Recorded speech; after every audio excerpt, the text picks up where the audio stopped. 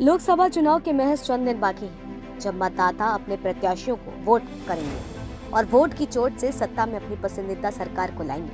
लेकिन इस बीच बसपा पार्टी को तगड़ा झटका लगा है, क्योंकि बिजनौर से बसपा के सांसद मलूक नागर ने पार्टी से इस्तीफा दे दिया है और यह इस्तीफा आगामी चुनाव में काफी असर पार्टी को डाल सकता है। देखिए, किसी पार्टी से कोई भी नेता अमूमन तौर पर पार्टी के द्वारा उसके हित के अनुसार न लिए गए फैसला होता है और मलूक नागर का इस्तीफा भी कुछ यही बता रहा है। बता दें कि बसपा ने बिजनौर से इस बार चौधरी विजेंद्र सिंह को टिकट दिया है। वहीं ऐसी अटकलें थी कि रालौत मलूक नागर को टिकट देकर चुनावी मैदान में उतार सकती है, लेकिन ऐसा नहीं हुआ, जिसके बाद मलूक नागर पार्टी छोड़ने का फैसला किया। अब उनका क्या कुछ कहना है वो भी आप सुने। 40 सालों से मेरे घर में मेरे बड़े भाई कई बार विधायक रहे, चेयरमैन डिस्ट्रिक्ट बोर्ड रहे, मिनिस्टर रहे उत्तर प्रदेश सरकार में, मेरी वाइफ चेयरमैन डिस्ट्रिक्ट बोर्ड रही, मैं विधायक रहा और मैं एमपी हूँ। पहली बार ऐसा हो रहा है जब हम न एमएलए लड़े न एमपी लड़े हैं।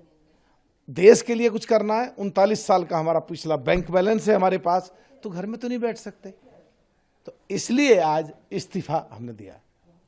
इस्तीफा देने का वजह, बुनियादी वजह क्या है? बीएसपी से आपका जो मोह भंग हुआ, स्वाभाविक तौर पे कुछ ना कुछ कारण रहा होगा जिसकी वजह से आपको बड़ा फैसला लेना पड़ा और पार्टी से छोड़ना पड़ा। इसका जवाब ये दे सकते हैं कि बीएसपी के इतिहास में ये रिकॉर्ड है कि या तो एक टर्नओवर में कुछ दिनों के बाद निकाल दिया जाता है या पार्टी छोड़ के चला जाता है। हम 18 साल रहे करीब, और राजनीतिक हमारा जो परिवेश है और सामाजिक जो परिवेश है या राजनीति करने के लिए जो परिवेशों की जरूरत पड़ती है, जहां से मैं एमपी हूं, वो हिंदू मुस्लिम जो झगड़ा हुआ था वो पश्चिमी उत्तर प्रदेश के कवाल गांव में मेरी लोकसभा में है। उन सारी हैसियत का एक भी आदमी या तो छोड़ करके चला गया या उसको पार्टी से निकाल दिया है। 18 साल लगातार रहे, ये हमारा रिकॉर्ड है। हमने कई बार कड़वे घूंट भी भरे, चुप रहे, एमएलए नहीं लड़ाया गया, चुप रहे, एमपी नहीं लड़ाया गया, चुप रहे, स्टार प्रचारकों में भी सूची में नहीं डाला गया, चुप रहे। लेकिन देश के लिए काम करना चाहते हैं, देश के लोगों के लिए काम करना चाहते हैं, इसलिए आज मजबूरी में पार्टी छोड़नी पड़ रही है। कहीं नया घर तलाशेंगे। हाँ, जो आपने अच्छी बात कही कि देश के लिए आप कुछ करना चाहते हैं और नया घर तलाश रहे हैं, वो घर कौन सा होगा?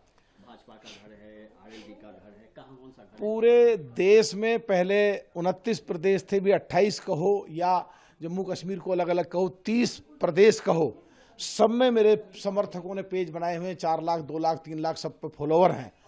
तो सारे लोगों से चर्चा करके, सलाह मशवरा करके, जहां वो कहेंगे और फिर पार्टियों में बात करके जहां हमारा तालमेल बैठेगा, जल्दी आपको सूचना दे देंगे। एक सवाल और कि क्या लोकसभा का आप चुनाव लड़ेंगे इस बार? अभी तो ये मेरे हाथ में हो तो एकदम मैं तो लड़ता, और अभी तीसरा चरण, चौथा चरण, पांचवा चरण, छठा चरण, सातवां चरण काफी बाकी है। राजनीतिक संभावनाओं का खेल है। बताते चले कि मलूक नागर ने बीएसपी से इस्तीफा देने के बाद कहा है कि अब की बार पहली बार है जब हम ना तो एमएलए लड़े हैं और ना ही सांसदी के लिए लड़ेंगे। हमें देश के लिए कुछ करना है। उन्होंने आगे कहा कि बीएसपी के इतिहास में यह रिकॉर्ड है कि सांसद को या तो एक टर्म के बाद निकाल दिया जाता है या पार्टी छोड़कर चला जाता है।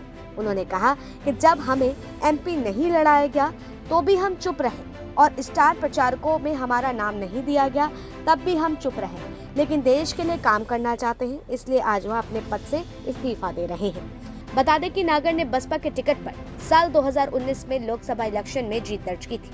मायावती ने मलूक नागर को मेरठ से 2009 में और 2014 में बिजनौर से टिकट दिया, लेकिन वह तब जीत हासिल न कर सके थे। इसके बावजूद न तो बसपा का उन पर भरोसा कम हुआ और न ही मलूक ने हार मानी। उन्होंने तीसरी बार में सफलता हासिल करते हुए जीत दर्ज की। बता दें कि मलूक का नाम यूपी के सबसे अमीर सांसदों में गिना जाता है। मलूक नागर यूपी के बड़े कारोबारी माने जाते हैं और उनका नाम राज्य के सबसे अमीर सांसदों में आता है। साल 2019 में लोकसभा चुनाव के लिए दिए गए हलफनामे के मुताबिक नागर की कुल संपत्ति करीब 250 करोड़ रुपए है। उनके पास 115 करोड़ से ज्यादा की अचल संपत्ति है। इसमें प्रॉपर्टी और कृषि की जमीन आती है। मलूक पर बैंकों का काफी कर्ज भी है। उन पर बैंकों का 101.61 करोड़ रुपए बकाया है। स्टेट बैंक ऑफ इंडिया ने मलूक नागर को उनके भाई के खिलाफ 54 करोड़ रुपए की वसूली का भी नोटिस जारी किया था। इसके बाद उनके कुछ ठिकानों पर इनकम टैक्स विभाग की रेड भी हुई थी। खैर, अब देखने वाला विषय यह है कि पार्टी से इस्तीफा देने के बाद, क्योंकि उनके बयान से ऐसा लगता है वह देश के लिए कुछ करना चाहते हैं, मगर इस बार पार्टी से मौका न मिलने के कारण उन्होंने ऐसा किया है। खैर, जहां ये देखने वाला विषय बनता कि पार्टी से इस्तीफा देने के बाद उनका जो बयान आया था कि वह देश के लिए कुछ करना चाहते हैं, मगर इस बार पार्टी ने उन्हें मौका ना मिलने के कारण उन्होंने ऐसा किया। तो अब ये सवाल खड़े हो रहे थे कि मलूक नागर क्या कोई दूसरी पार्टी ज्वाइन करेंगे, लेकिन आपको बताते चलें कि मलूक नागर ने एनडीए का साथ थाम लिया है और अब इस बार वो चुनावी मैदान में उनको कोई पद मिलता है या नहीं, ये भी देखने वाला विषय रहेगा। हालांकि क्योंकि जिन मुद्दों को लेकर के उन्होंने पार्टी छोड़ी थी, वही मुद्दे जो हैं फिर से गरमाते हुए दिखे और अब उन्होंने जब एनडीए पार्टी का हाथ थामा है, यानी कि उन्होंने आरएलडी ज्वाइन करी है, तो क्या कुछ देखने वाला विषय रहेगा। क्योंकि देखा जाए तो बसपा का साथ छोड़ने के कारण बसपा के लिए तो काफ़ी मुश्किलें पैदा करने का काम हुआ है।